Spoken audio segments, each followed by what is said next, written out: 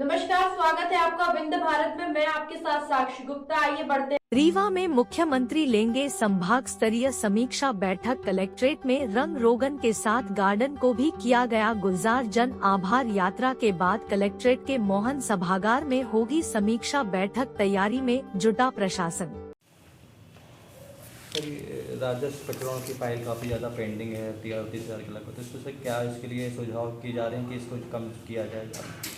देखिए, राजस्व विभाग ने सबसे पहले अपना माननीय उच्च न्यायालय और सर्वोच्च न्यायालय का जो केस मैनेजमेंट सिस्टम है, उसी तरह का revenue case court case management system RCMS को अडॉप्ट किए हुए काफ़ी समय बीत चुका है और लगातार उनके माध्यम से जब जो भी प्रकरण आते हैं उनको मॉनिटर किया जाता है। तो इससे अब एक ये जो दायरे की बात है, दायरा स्वाभाविक तौर पर बढ़ने का कारण ये भी है कि सारे के सारे केसेस RCMS में रजिस्टर्ड हैं।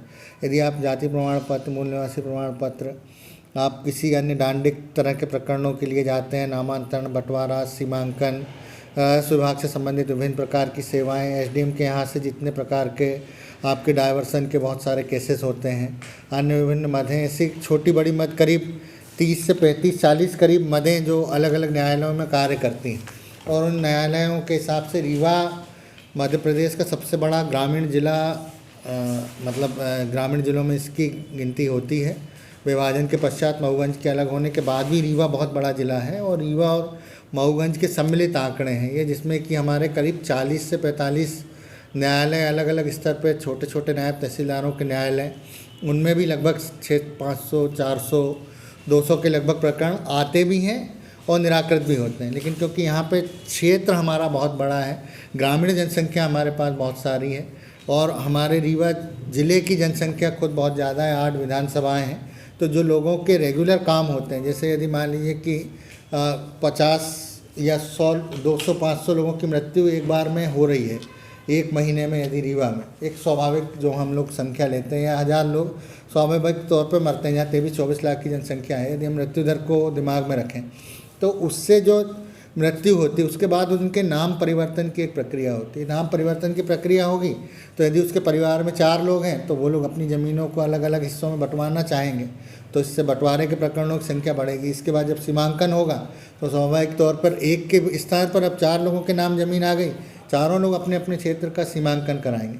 तो जो संख्या आप बोल रहे हैं ये एक्चुअली हमारा जो क्षेत्र और उसकी जो गहनता है उसको लेके, लेकिन इसको सतत रूप से निरीक्षण किया जाता है, मॉनिटरिंग की जाती है।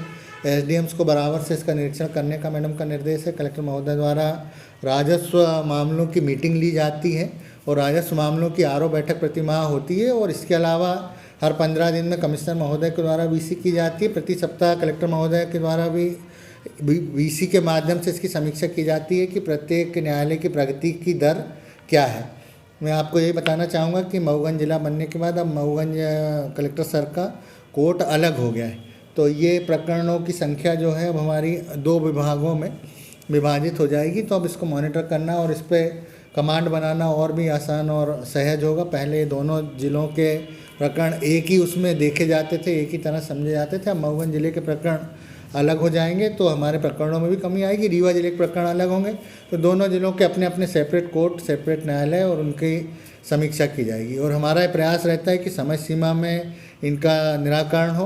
प्रमुख सचिव महोदय राजस्व से लगा करके हमारे जो राजस्व के वरिष्ठ अधिकारी हैं, सभी ने ये बात स्वीकार की है कि निर्वाचन के बावजूद भी रीवा ने पिछले 6 से 8 महीनों में जो प्रकरणों के पुराने प्रकरण, जो 1 साल, 1.5 साल, 2 साल से पुराने प्रकरणों की जो दर थी, उसके मैं आपको आंकड़े भी उपलब्ध कराऊंगा। इसमें पूरे प्रदेश में सर्वाधिक कमी लाने वाला जिला रीवा है। लगातार यहाँ पे जो पिछले प्रकरणों को हम लोग कम करने का प्रयास कर रहे हैं और मैडम का ये निर्देश भी है कि 1 या 2 साल के पीछे के जो केसेस हैं, क्योंकि ये कोई अंतिम न्यायालय नहीं है, इसकी अपील विभिन्न स्तरों पर होती है, तो ये हमारे अधिकारियों का नैतिक दायित्व बनता है कि वे अपने न्यायालय में आने वाले प्रकरणों का समय से और शीघ्रता से निर्णय पारित करें, जिससे कि जनता को एक जो हमारा रेवेन्यू सिस्टम है उस पर उनका विश्वास मजबूत हो। और यदि वो इससे असंतुष्ट हैं तो वरिष्ठ न्यायालय उसमें है। यदि तहसीलदार के निर्णय से असंतुष्ट हैं तो वो SDM साहब के पास जा सकते हैं। SDM साहब के निर्णय से, SDM के खुद के निर्णय से कोई असंतुष्ट होता है तो वो उसकी दूसरी अपील कमिश्नर साहब को होती है, पहली अपील कलेक्टर साहब को होती है।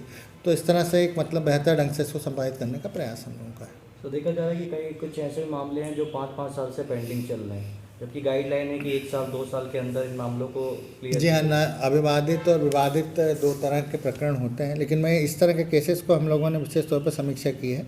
ये कुछ इस तरह के प्रकरण हैं जिनमें कि सामान्य तौर पर जैसे एक निगरानी की प्रक्रिया होती है।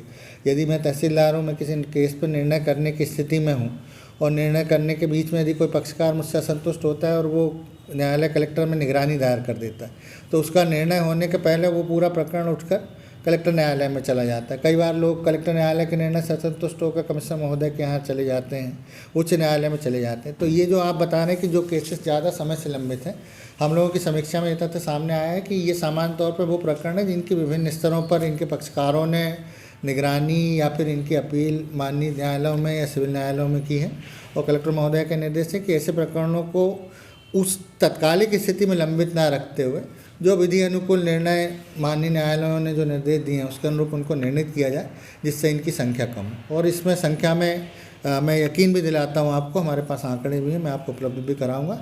निश्चित रूप से पिछले 6-8 महीनों में कमी आई है और हम लोग प्रदेश में अच्छे काम करने वाले 2-3 जिलों में रीवा का भी नाम उसमें आता है।